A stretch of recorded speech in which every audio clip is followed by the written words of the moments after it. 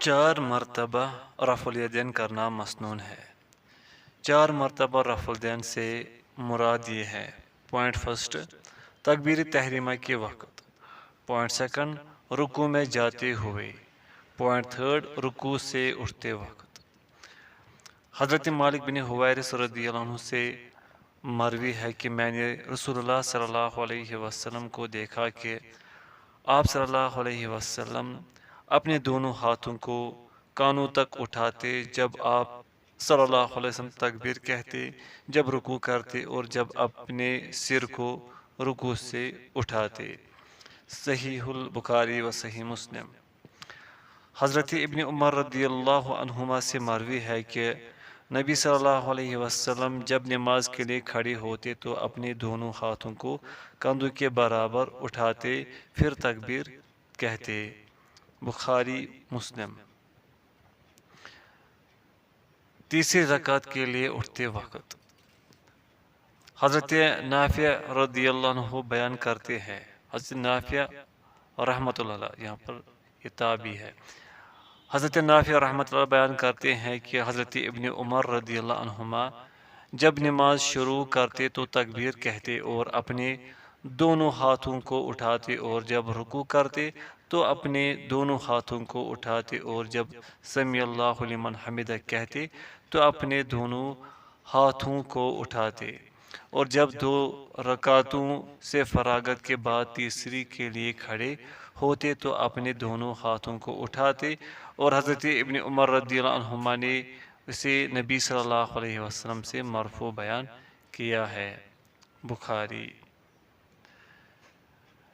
ابن حجر رحمۃ اللہ فرماتے ہیں، رقم تراز ہے کہ امام بخاری رحمۃ اللہ نے یہ بات ذکر کی ہے کہ رکوع میں جاتے وقت اور اس سے اٹھتے وقت رفع الیدین کی حدیث 17 صحابی سے مروی ہے۔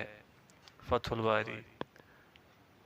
بخاری رحمۃ اللہ انہوں نے اس موضوع پر ایک مستقل رسالہ جز رفع الیدین کے نام سے تحریر کیا ہے، اور اس میں امام حسن اور امام حسن رحمۃ اللہ اور امام حمید بن ہلال رحمہ اللہ سے حکایت بیان کی ہے کہ تمام صحابہ یہ عمل رفع الیدین کیا کرتے تھے۔ امام بخاری رحمۃ اللہ فرماتے ہیں کہ امام حسن رحمۃ اللہ نے کسی ایک صحابی کو بھی مستثنا نہیں کیا۔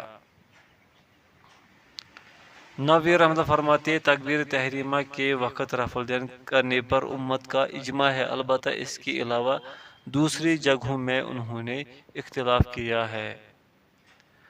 محمد بن نصر مروزی رحمۃ اللہ فرماتے ہیں، رکوع میں جاتے وقت اور اٹھتے وقت رفع الیدین کی مشروعیت پر اہل کوفہ کے سوائے علماء امصار نے اجماع کیا ہے۔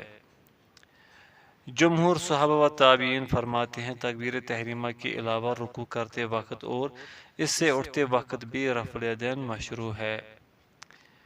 شافعی، احمد، مالک رحمہم اللہ اسی کے قائل ہیں۔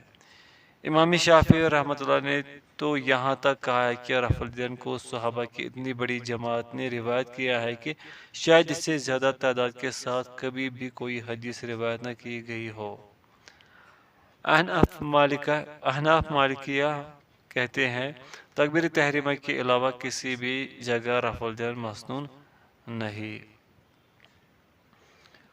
مخالفین رفع الیدین کے دلائل اور ان کے جوابات۔ حضرت جابر بن سمرہ رضی اللہ عنہ سے مروی ہے کہ رسول اللہ صلی اللہ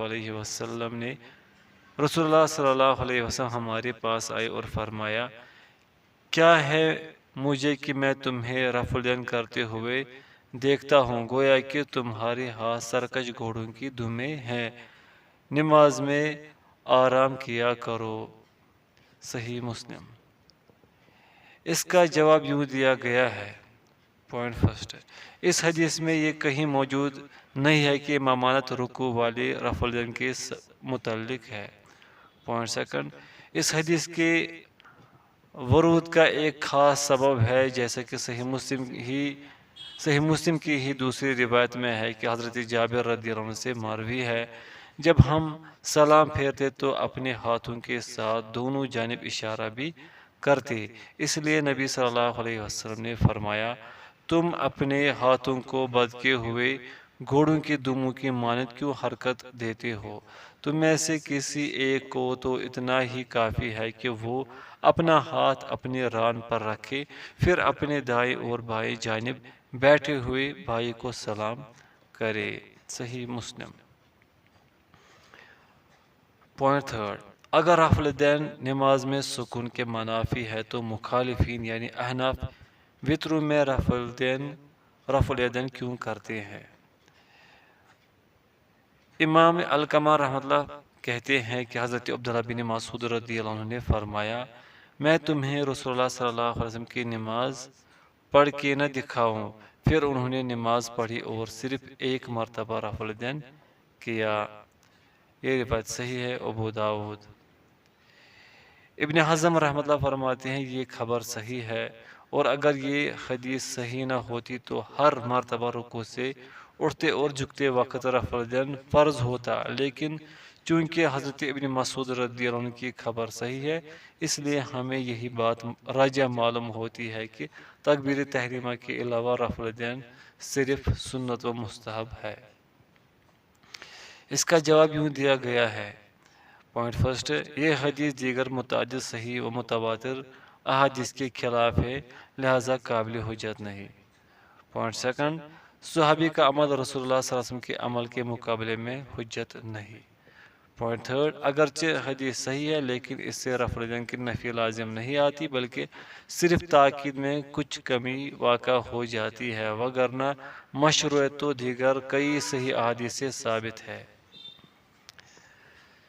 امام علقمہ رحمۃ اللہ بیان کرتے ہیں کہ حضرت ابن مسعود رضی اللہ عنہ کہتے ہیں کہ میں نے نبی صلی اللہ علیہ وسلم، حضرت ابوبکر اور حضرت عمر رضی اللہ عنہما کے ساتھ نماز پڑھی تو ان سب نے تکبیر تحریمہ کے علاوہ رفع الیدین نہیں کیا۔ دارقطنی، بیہقی۔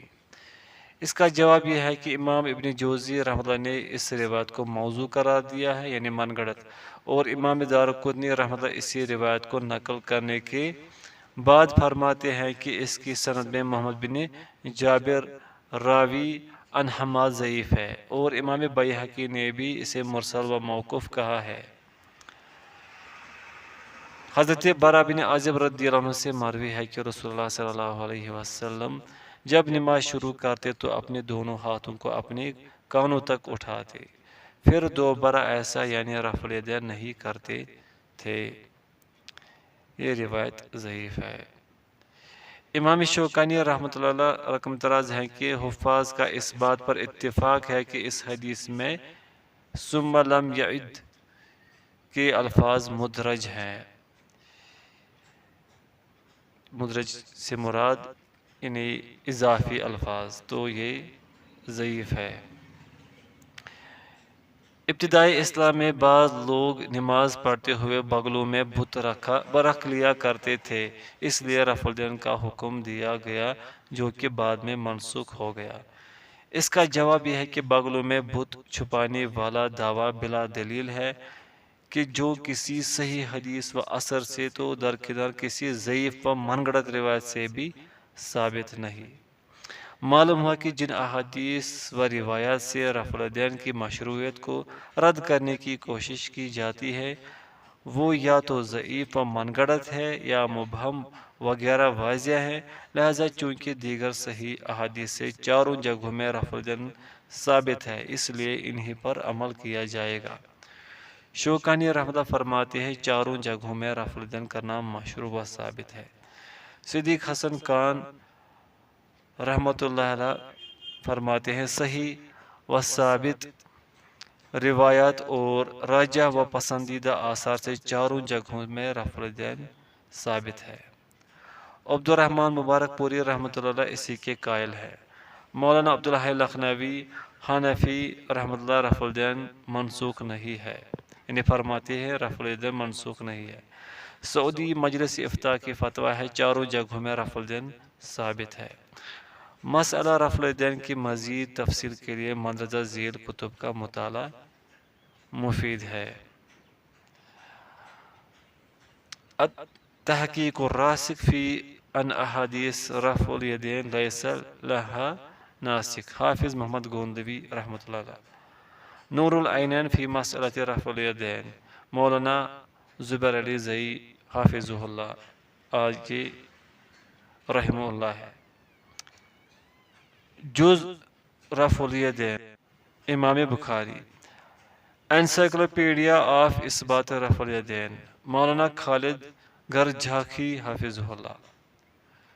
12 مسائل حکیم عبد الرحمن خلیق۔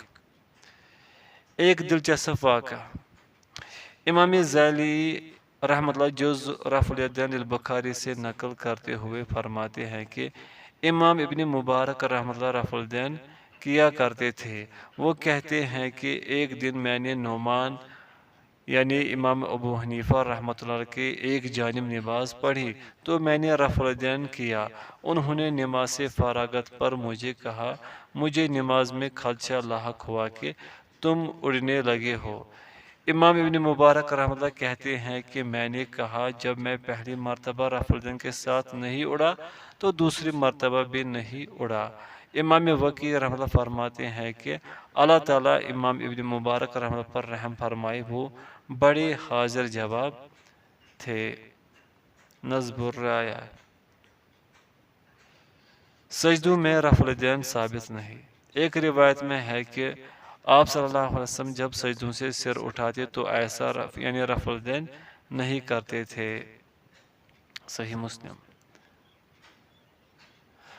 رفع الیدین کرتے ہوئے انگلیوں کی کیفیت، حضرت ابو ہریرہ رضی اللہ عنہ سے مروی ہے کہ رسول اللہ صلی اللہ علیہ وسلم جب نماز شروع کرتے تو دونوں ہاتھوں کو لمبا کر کے اٹھاتے۔ یہ روایت صحیح ہے، ترمذی وغیرہ۔ آپ صلی اللہ علیہ وسلم کی انگلیاں رفع الیدین کے وقت نہ زیادہ کھلی ہوتی تھی اور نہ ہی بہت زیادہ ملی ہوتی تھی۔ ابن خزیمہ۔ حالت قیام میں ہاتھ باندھنا سنت ہے۔ حضرت وائل بن حجر رضی اللہ عنہ سے مروی ہے، انہوں نے رسول اللہ صلی اللہ علیہ وسلم کو دیکھا کہ آپ صلی اللہ علیہ وسلم نے جب نماز شروع کی تو تکبیر کے بعد پھر آپ صلی اللہ علیہ وسلم اپنے دائیں ہاتھ کو بائیں ہاتھ پر رکھ لیا۔ صحیح مسلم وغیرہ۔ جمہور صحابہ و تابعین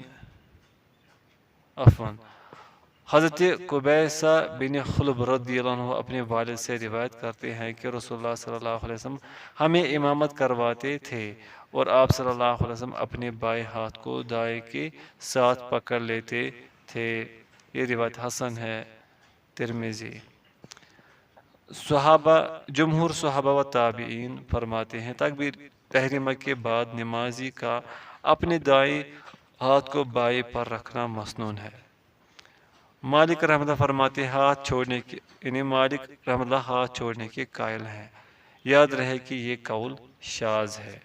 شاذ سے مراد یعنی یہ ضعیف ہے، جمہور کے خلاف ہے۔ ہاتھ باندھنے کے 3 طریقے منقول ہیں۔ حضرت وائل بن حجر رضی اللہ عنہ سے مروی روایت میں ہے کہ پھر آپ صلی اللہ علیہ وسلم نے اپنے دائیں ہاتھ کو اپنے بائیں ہاتھ کی پشت پر، کلائی پر اور بازو پر رکھا، یعنی کبھی ہاتھ کو ہاتھ پر رکھتے، کبھی ہاتھ کو کلائی پر اور کبھی بازو پر رکھ لیتے تھے۔ یہ روایت صحیح ہے، ابو داؤد۔ ہاتھ باندھنے کی جگہ، اس میں اگرچہ علماء کا اختلاف تو ہے، لیکن راجح و برحق یہ ہے کہ سینے پر ہاتھ باندھے جائے اور اسی کے دلائل حسب ذیل ہے۔ حضرت وائل بن حجر رضی اللہ عنہ سے مروی ہے کہ میں نے رسول اللہ صلی اللہ علیہ وسلم کے ساتھ نماز پڑھی تو آپ صلی اللہ علیہ وسلم نے اپنا دایاں ہاتھ اپنے بائیں ہاتھ پر اپنے سینے پر رکھا۔ صحیح ابن خزیمہ، اور یہ روایت صحیح ہے۔ حضرت سہل بن سعد رضی اللہ عنہ سے مروی ہے کہ لوگوں کو حکم دیا جاتا تھا کہ آدمی نماز میں دائیں ہاتھ کو اپنے بائیں بازو پر رکھے۔ صحیح البخاری۔ واضح رہے کہ جب بائیں بازو یعنی کہنی تک پر دایاں ہاتھ رکھا جائے گا تو دونوں ہاتھ خود بخود سینے پر آ جائیں گے۔ امام طاؤس رحمۃ اللہ بیان کرتے ہیں کہ رسول اللہ صلی اللہ علیہ وسلم اپنے دائیں ہاتھ کو اپنے بائیں ہاتھ پر رکھتے، پھر انہیں اپنے سینے پر باندھتے اور آپ صلی اللہ علیہ وسلم حالت نماز میں ہوتے۔ یہ روایت صحیح ہے، ابو داؤد۔ البانی رحمۃ اللہ فرماتے ہیں یہ حدیث اگرچہ مرسل ہے لیکن سب علماء کے نزدیک یہاں حجت ہے، کیونکہ دوسری سند سے موصول بھی وارد ہوتی ہے۔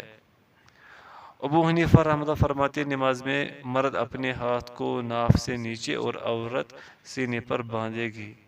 مالک رحمۃ اللہ ان سے 3 روایت منقول ہے۔ پوائنٹ فرسٹ، اپنے ہاتھوں کو کھلا چھوڑ دیا جائے، یہی زیادہ مشہور ہے۔ پوائنٹ سیکنڈ، ہاتھوں کو سینے سے نیچے اور ناف سے اوپر رکھا جائے۔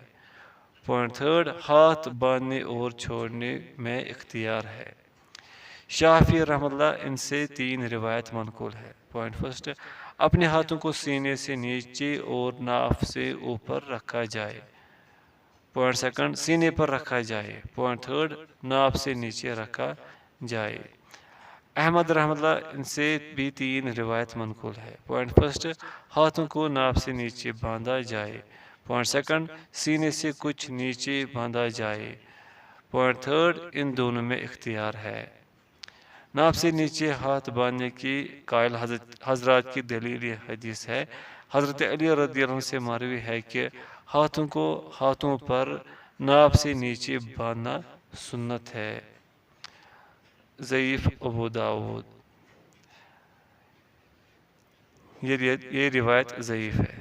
راجہ، اس مسئلے میں سب سے زیادہ صحیح روایت حضرت وائل بن حجر رضی اللہ عنہ سے مروی ہے، جو کہ صحیح ابن خزیمہ میں ہے اور اس میں علی صدرہ کے لفظ ہیں۔ تکبیر تحریمہ کے بعد دعائے استفتاح پڑھنا۔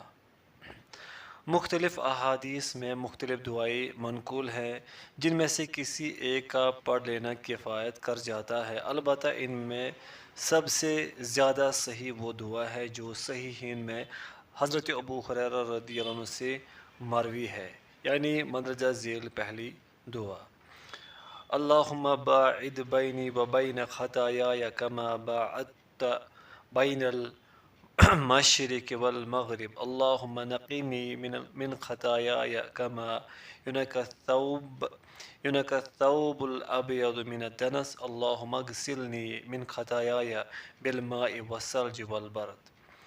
اے اللہ، میرے اور میرے گناہوں کے درمیان دوری ڈال دے، جس طرح تو نے مشرق و مغرب کے درمیان دوری ڈالی ہے۔ اے اللہ، مجھے میرے گناہوں سے اس طرح صاف کر دے جس طرح سفید کپڑا میل کچیل سے صاف کیا جاتا ہے۔ اے اللہ، مجھے میرے گناہوں سے پانی، برف اور اولوں کے ساتھ دھو ڈال۔ بخاری مسلم۔ حضرت عائشہ رضی اللہ عنہا سے مروی ہے کہ رسول اللہ صلی اللہ علیہ وسلم ابتدائی نماز میں یوں کہتے تھے: سبحانک اللہم و بحمدک و تبارک اسمک و تعالی جدک و لا الہ غیرک۔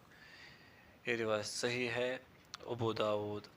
حضرت علی رضی اللہ عنہ سے مروی ایک روایت میں یہ دعا مذکور ہے: وجہت وجہی للذی فطر السماوات والارض حنیفا مسلما وما انا من المشرکین ان صلاتی و نسکی و محیای و مماتی للہ رب العالمین الی آخرہ۔ مسند احمد وغیرہ۔ حضرت ابن عباس رضی اللہ عنہما کی روایت میں یہ لفظ ہے: اللہم لک الحمد انت نور السماوات والارض ولک الحمد انت قیام السماوات والارض الی آخرہ۔ یہ روایت صحیح ہے، ابو داؤد۔ ایک اور روایت میں یہ دعا بھی موجود ہے: اللہ اکبر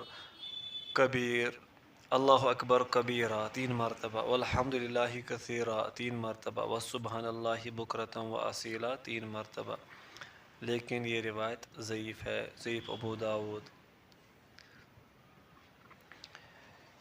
شافعی رحمۃ اللہ فرماتے ہیں دعائے استفتاح میں حضرت علی رضی اللہ عنہ یعنی انہی وجہت وجہ کو مختار سمجھتے ہیں۔ ابو حنیفہ رحمۃ اللہ فرماتے ہیں حضرت عائشہ رضی اللہ عنہ کی حدیث یعنی سبحانک اللہ و بحمدک کو ترجیح دیتے ہیں۔ مالک رحمۃ اللہ فرماتے ہیں دعائے استفتاح کے علاوہ سورہ فاتحہ سے نماز شروع کی جائے گی؟ مالک رحمۃ اللہ علیہ دعائے استفتاح کے علاوہ سورہ فاتحہ سے نماز شروع کی جائے گی۔ ان کی دلیل یہ حدیث ہے، نبی صلی اللہ علیہ وسلم حضرت ابوبکر اور حضرت عمر رضی اللہ عنہما الحمدللہ رب العالمین سے نماز شروع کرتے تھے۔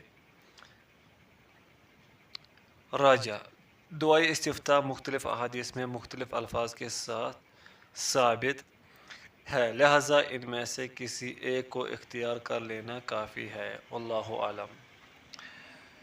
شوکانی رحمۃ اللہ فرماتے ہیں بلا تردد یہ بات ثابت ہے کہ آپ صلی اللہ علیہ وسلم پہلے تکبیر کے بعد دعائے استفتاح پڑھتے تھے اور قرات کی ابتدا پہلے تعوذ پڑھتے تھے۔ تعوذ کہنا مسنون ہے۔ ارشاد باری تعالیٰ ہے کہ فَإِذَا قَرَأْتَ الْقُرْآنَ فَاسْتَعِذْ بِاللَّهِ مِنَ الشَّيْطَانِ الرَّجِيمِ جب تم قرآن پڑھنے لگو تو شیطان مردود سے اللہ کی پناہ طلب کرو۔ سورۃ النحل آیت نمبر 98۔ حضرت ابو سعید خدری رضی اللہ عنہ سے مروی ہے کہ نبی صلی اللہ علیہ وسلم جب نماز کے لیے کھڑے ہوتے تو دعائے استفتاح پڑھتے، پھر کہتے اعوذ باللہ السمیع العلیم من الشیطان الرجیم من ہمزہ ونفخہ ونفثہ۔ یہ روایت صحیح ہے، ابو داود وغیرہ۔ تعوذ کے لیے کچھ دوسرے الفاظ بھی ثابت ہیں، مثلا اعوذ باللہ من الشیطان الرجیم اور استعیذ باللہ من الشیطان الرجیم وغیرہ۔ ابو حنیفہ، شافعی، احمد رحمہ اللہ فرماتے ہیں نماز میں قرات سے پہلے استعاذہ سنت ہے۔ امام حسن، امام ابن سیرین، امام عطا، امام ثوری، امام اوزاعی، امام اسحاق رحمہم اللہ اجمعین اور اصحاب الرائے کا یہی موقف ہے۔ مالک رحمۃ اللہ فرماتے ہیں استعاذہ نہیں کہنا چاہیے۔ تعوذ دعائے استفتاح کے بعد کہا جائے گا، جیسے کہ گزشتہ حضرت ابو سعید رضی اللہ عنہ سے مروی حدیث میں ہے اور حضرت جبیر بن مطعم رضی اللہ عنہ سے مروی روایت میں ہے کہ انہوں نے نبی صلی اللہ علیہ وسلم کو دیکھا۔ آپ صلی اللہ علیہ وسلم نے نماز پڑھی اور کہا اللہ اکبر کبیرہ 3 مرتبہ، الحمدللہ کثیرہ 3 مرتبہ، سبحان اللہ بکرۃ و اصیلا 3 مرتبہ، پھر کہا اعوذ باللہ من الشیطان الرجیم من نفخہ ونفثہ وہمزہ۔ یہ روایت ضعیف ہے، ابو داود وغیرہ۔ کیا ہر رکعت میں تعوذ کہا جائے گا؟ شیخ البانی رحمۃ اللہ فرماتے اس آیت فَإِذَا قَرَأْتَ الْقُرْآنَ فَاسْتَعِذْ بِاللَّهِ کے عموم سے استدلال کرتے ہوئے اسے ہر رکعت میں مشروع قرار دیتے ہیں اور مزید بیان کرتے ہیں کہ مذہب شافعیہ میں یہی زیادہ صحیح بات ہے اور امام ابن حزم رحمۃ اللہ نے بھی اسی کو ترجیح دی ہے۔ نووی رحمۃ اللہ فرماتے ہیں ہمارے مذہب میں زیادہ صحیح بات یہ ہے کہ ہر رکعت میں تعوذ پڑھنا مستحب ہے۔ امام ابن سیرین رحمۃ اللہ بھی اسی کے قائل ہے۔ ابو حنیفہ رحمۃ اللہ فرماتے تعوذ صرف پہلے رکعت کے ساتھ خاص ہے۔ امام عطا، امام نخعی اور امام ثوری رحمہ اللہ کا بھی یہی موقف ہے۔ راجہ صرف پہلے رکعت میں ہی تعوذ پڑھا جائے گا، جیسے کہ مندرجہ ذیل حدیث اس کا واضح ثبوت ہے۔ نبی صلی اللہ علیہ وسلم جب دوسری رکعت سے اٹھتے تھے تو الحمدللہ رب العالمین کے ساتھ قرات شروع فرماتے تھے۔ صحیح مسلم۔ شوکانی رحمۃ اللہ اسی کے قائل ہے۔ ابن قیم رحمۃ اللہ فرماتے ہیں آپ صلی اللہ علیہ وسلم جب کسی رکعت کے لیے اٹھتے تو قرات شروع فرما دیتے اور خاموش نہ رہتے، جیسا کہ ابتدائی نماز میں خاموش رہتے تھے۔ سید سابق رحمۃ اللہ اسی کو ترجیح دیتے ہیں۔ تعوذ کے بعد بسم اللہ کی قرات۔ سورہ فاتحہ سے پہلے بسم اللہ پڑھنا مشروع ہے، لیکن فقہا نے اس کے حکم میں اختلاف کیا ہے۔ شافعی رحمۃ اللہ فرماتے یہ سورہ فاتحہ کی طرح واجب ہے۔ مالک رحمۃ اللہ فرماتے سری طور پر اور جہری طور پر دونوں طرح مکروہ ہے۔ احمد، ابو حنیفہ رحمۃ اللہ فرماتے ہیں بسم اللہ پڑھنا مستحب ہے۔ حق بات یہ ہے کہ اس کی قراءت سنت نبوی سے ثابت ہے اور یہ ہر صورت کی آیت ہے۔ اس کے ثبوت کے بعد اس مسئلے میں اختلاف کیا گیا ہے کہ اسے اونچی آواز سے پڑھا جائے یا پوشیدہ پڑھا جائے۔ شافعی رحمۃ اللہ فرماتے اونچی آواز سے پڑھنا مسنون ہے۔ جمہور ابو حنیفہ احمد رحمہ اللہ فرماتے ہیں اونچی آواز سے پڑھنا مسنون نہیں ہے۔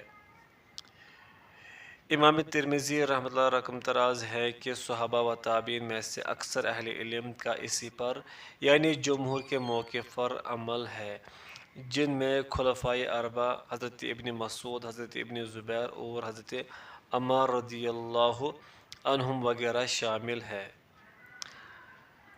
جن حضرات کے نزدیک مخفی و پوشیدہ صحابہ و تابعین میں سے اکثر اہل علم کا اسی پر یعنی جمہور کے موقع پر عمل ہے، جن میں خلفائے اربعہ حضرت ابن مسعود، حضرت ابن زبیر اور حضرت عمار رضی اللہ عنہم وغیرہ شامل ہے۔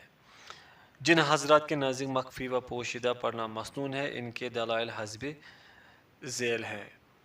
حضرت انس رضی اللہ عنہ سے مروی ہے کہ میں نے نبی صلی اللہ علیہ وسلم، حضرت ابوبکر، حضرت عمر اور حضرت عثمان رضی اللہ عنہ کے ساتھ نماز پڑھی۔ میں نے ان میں سے کسی کو بھی بسم اللہ الرحمن الرحیم پڑھتے ہوئے نہیں سنا۔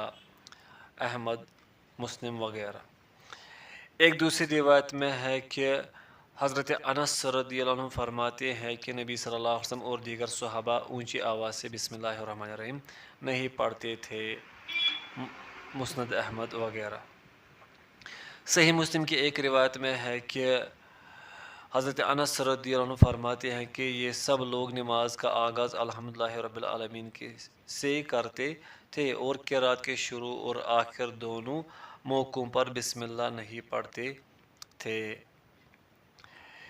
امام ابن خزیمہ رحمۃ اللہ نے ایک روایت میں یہ لفظ بھی نقل فرمائے ہیں، وَكَانُوا يَسِرُّونَ، وہ لوگ مخفی بسم اللہ پڑھا کرتے تھے۔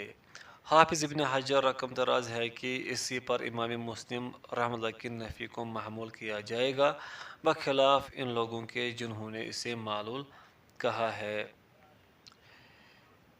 ان لوگوں کے دلائل جن کے نزدیک اونچی آواز سے بسم اللہ پڑھنا مسنون ہے۔ حضرت نعیم مجرم رضی اللہ عنہ سے مروی ہے کہ میں نے حضرت ابو ہریرہ رضی اللہ عنہ کی امامت میں نماز پڑھی، انہوں نے پہلے بسم اللہ تلاوت فرمائی، پھر اس کے بعد سورہ فاتحہ پڑھی۔ اسی روایت میں آگے یہ لفظ ہیں کہ حضرت ابو ہریرہ رضی اللہ عنہ نے فرمایا، اس ذات کی قسم جس کے ہاتھ میں میری جان ہے، یقیناً میں تم میں نماز کی ادائیگی میں رسول اللہ صلی اللہ علیہ وسلم کی بہت مشابہ ہوں۔ یہ روایت شیخ البانی کے نزدیک ضعیف ہے۔ حضرت انس رضی اللہ عنہ سے نبی صلی اللہ علیہ وسلم کی قرات کے متعلق سوال کیا گیا تو انہوں نے جواب میں کہا کہ آپ صلی اللہ علیہ وسلم کی قرات مد کے ساتھ تھی۔ پھر آپ صلی اللہ علیہ وسلم نے بسم اللہ الرحمن الرحیم پڑھی اور کہا کہ بسم اللہ لفظ اللہ کی لام کو مد کے ساتھ پڑھتے، الرحمن میں میم کو مد کے ساتھ پڑھتے اور الرحیم میں ہا کو مد کے ساتھ پڑھتے۔ بخاری۔ حضرت انس رضی اللہ عنہ سے مروی ہے کہ انہوں نے نماز پڑھی اور بسم اللہ الرحمن الرحیم کو اونچی آواز سے پڑھا اور کہا، میں رسول اللہ صلی اللہ علیہ وسلم کی نماز کی اقتدا کر رہا ہوں۔ دارقطنی۔ البانی رحمۃ اللہ فرماتے ہیں حق بات یہ ہے کہ اونچی آواز سے بسم اللہ پڑھنے کی کوئی سری صحیح حدیث نہیں ہے۔ راجہ، دونوں طرح جائز و مباح ہے، البتہ پوشیدہ پڑھنے کے متعلق احادیث زیادہ صحیح اور واضح ہے۔ ابن تیمیہ رحمۃ اللہ فرماتے عام اوقات میں پوشیدہ پڑھنا ہی سنت ہے، جبکہ بعض اوقات اونچی آواز سے پڑھنا بھی جائز ہے۔ ابن قیم رحمۃ اللہ فرماتے ہیں آپ صلی اللہ علیہ وسلم بسم اللہ اونچی آواز سے پڑھتے تھے، لیکن اونچی آواز سے پڑھنے کی نسبت ہلکی آواز سے زیادہ پڑھتے تھے۔ شوکانی رحمۃ اللہ فرماتے دونوں طرح جائز ہے۔ عبد الرحمن مبارک پوری رحمۃ اللہ فرماتے میرے نزدیک پوشیدہ پڑھنا اونچی آواز سے پڑھنے سے زیادہ پسندیدہ ہے۔ یاد رہے کہ جن احادیث میں بسم اللہ کا ذکر نہیں ہے انہیں راوی کے عدم علم یا اس کی قرأت کے مخفی ہونے پر محمول کیا جائے گا۔ آمین کہنا مسنون ہے۔ حضرت ابو ہریرہ رضی اللہ عنہ سے مروی ہے کہ نبی صلی اللہ علیہ وسلم نے فرمایا، جب امام آمین کہے تو تم بھی آمین کہو، بلا شبہ جس کی آمین فرشتوں کی آمین کے موافق ہو گئی اس کے گزشتہ گناہ معاف کر دیے جائیں گے۔ بخاری مسلم۔ حضرت عائشہ رضی اللہ عنہا سے مروی ہے کہ رسول اللہ صلی اللہ علیہ وسلم نے فرمایا، یہود تم سے کسی چیز پر اتنا حسد نہیں کرتے جتنا سلام اور آمین پر کرتے ہیں۔ یہ روایت صحیح ہے، ابن ماجہ وغیرہ۔ ایک روایت میں یہ لفظ ہے، جب امام غیر المغضوب علیہم ولا الضالین کہے تو تم آمین کہو۔ بخاری مسلم۔ یہ حدیث بظاہر گزشتہ روایات اذا امن الامام فامنوا کے مخالف معلوم ہوتی ہے، کیونکہ اس میں امام کے آمین کہنے پر آمین کا حکم ہے، لیکن اس میں محض ولا الضالین پر ہی یہ حکم دیا گیا ہے۔ لیکن جمہور علماء نے اس میں اس طرح تطبیق دی ہے کہ اذا امن کا معنی ہے اذا اراد التامین، جب امام آمین کہنے کا ارادہ کرے تو تم بھی آمین کہہ دو۔ آمین اونچی آواز سے کہنی چاہیے۔ حضرت وائل بن حجر رضی اللہ عنہ سے مروی ہے کہ جب رسول اللہ صلی اللہ علیہ وسلم غیر المغضوب علیہم ولا الضالین کی قرأت کرتے تو آمین کہتے، اور اس یعنی آمین کے ساتھ اپنی آواز کو بلند کرتے۔ یہ روایت صحیح ہے، ابو داود۔